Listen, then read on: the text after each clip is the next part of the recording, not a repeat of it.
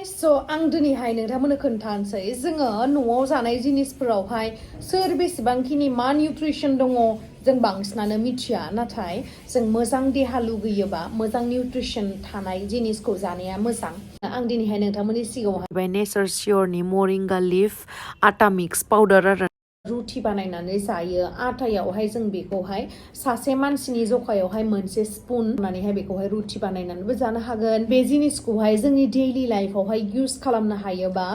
अक्सिडेटिभ स्ट्रेसखौहाय खम खालामो जायनि जाहोनाव जोंनि हार्ट रिलेटेड बेराम थाबनो गायो बा जाया आरो लोगोसे